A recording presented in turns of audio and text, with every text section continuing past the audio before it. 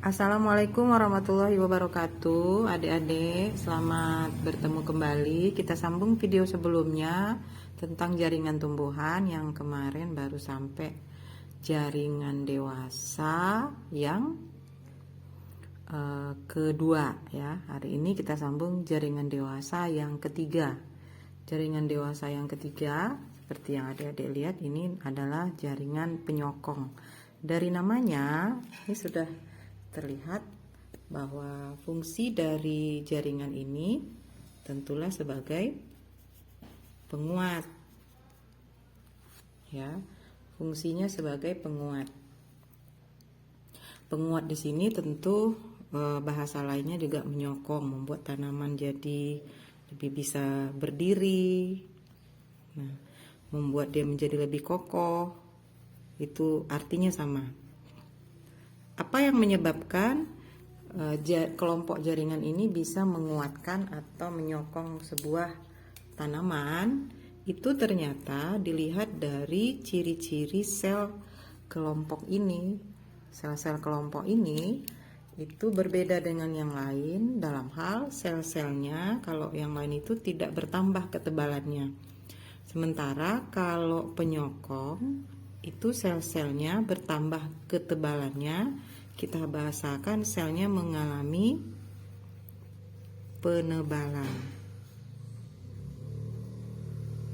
Ya, sel-selnya mengalami penebalan. Nah, yang membedakan nanti antara penyokong satu dengan yang lain adalah zat yang membuat dia menjadi tebal. Zatnya apa, lalu sisi penebalannya di mana, sehingga itu membedakan jaringan penyokong menjadi 3. Yang pertama namanya disebut dengan kolenkim ya. Yang kedua dikenal istilahnya dengan sklerenkim. Ini patokannya kata ren. Nanti kita lihat ya, ren itu menunjukkan sesuatu. Kita mulai dulu dari kolenkim ya. Perbedaannya dengan sklerenkim itu di mana? Pertama, tentu tadi dari sisi penebalannya. Penebalan. Pada kolenkim penebalannya itu ya di sudut.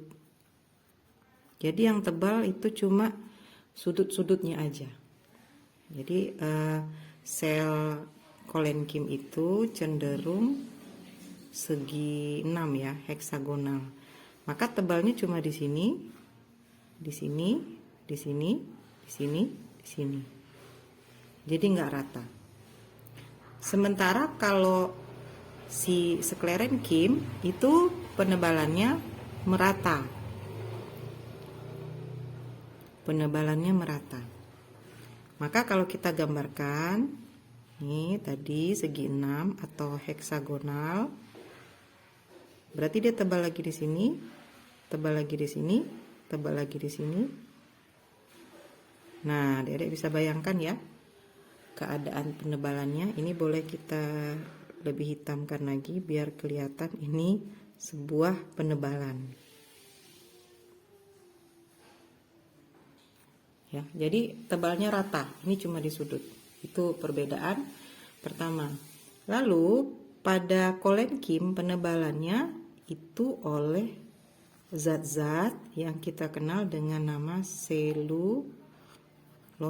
Sementara pada sklerenkim itu penebalannya oleh zat lignin, sering dinamakan kayu.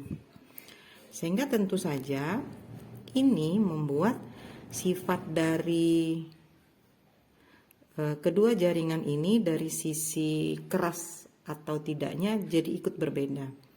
Maka kalau yang kolenkim karena dia di sudut dan ditebalkan oleh zat selulosa, dia jadinya lentur. Sifatnya lentur. Makanya tanaman ini, jaringan ini akan kita temukan pada tanaman yang masih muda. Kita misalkan batangnya ya. Batang yang masih muda itu akan banyak mengandung kolenkim. Berarti kalau ditanya fungsi kolenkim, penguat batang muda. Selanjutnya kalau fungsi dari sklerenkim dan sifat dari sifat dari jaringannya, kalau tadi lentur, ini berarti keras. Ini jadinya keras, bahkan cenderung kaku. Contohnya di mana? Contohnya tentu saja kalau itu batang muda, maka kalau ini ada pada batang tua. Kalau tua, kita bisa ambil dari kata-kata yang di atas ini tadi, ren. Tua itu bahasa lainnya renta. Sebenarnya adik-adik bisa logikakan, kalau dia renta, berarti dia keras, ya kan? Atau kaku, karena oleh lignin tadi. Itu ya, contoh kita temukan untuk sklerenkim. Ini cukup mudah Mbak rasa adik-adik membedakan mana sklerenkim, mana kolenkim. Jadi ingat dari kata itu tadi ya, skleren, ren tua, atau renta, keras, yang disebabkan oleh lignin. Ini tadi penebalan ya, penebalan. Selanjutnya jaringan yang terakhir sebagai penutupnya adalah jaringan epidermis. Kita bikin terakhir, nggak apa-apa, yang penting kita paham ya. Epidermis, dari namanya itu epi,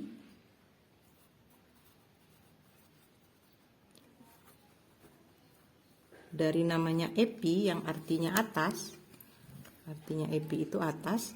Ini maksudnya karena jaringan ini ciri-cirinya ditemukan pada permukaan organ, organ lah ya. Organ tumbuhan kan cuma ada dua, akar, batang, daun. Maka karena ada di permukaan, tentu fungsinya sebagai pelindung. Lalu tempat keluar masuknya zat. Tanaman itu mau makan atau mengeluarkan zat semua lewat epidermis. Beberapa soal menanyakan bentuk lainnya. Bentuk lainnya ini bahasanya derivat. Apa saja bentuk lain dari epidermis? Ada yang namanya stomata. Itu sebenarnya epidermis, cuma berubah bentuknya ya. Kemudian trikom. Apa nih trikom? Trikom ini adalah rambut yang bisa kita temukan di daun. Pada permukaan daun itu biasanya ada rambut-rambutnya, maka itu adalah trikom. Kemudian bulliform. Bulliform itu, ini nama lainnya sel kipas. Ini kita temukan pada kelompok rumput-rumputan. Jadi memang ada di bagian daun rumput itu selnya membentuk kipas. Namanya kita bilang bulliform. Lalu ada lagi namanya filamen. Filamen ini adanya pada akar anggrek. Yang fungsinya bagi akar anggrek itu adalah buat menyimpan air. Makanya anggrek itu akarnya tidak di tanah ya. Akarnya dinempel di pohon dan dia bisa nyimpan air. Kemudian, nah ini sering kalian baca, yaitu rambut pada akar. Rambut akar, dan yang terakhir bagian yang namanya guta tauda. Guta tauda ini tempat keluarnya embun. Embun keluar di pagi hari, nah itu keluarnya lewat guta tauda. Gimana cara menghafal derivat yang sebanyak ini? Seperti biasa, Mbak selalu bantu kalian dengan kata-kata yang mudah diingat. Stomata kita ganti setiap. Trikom kita ganti aja tampil ya. trikom tampil.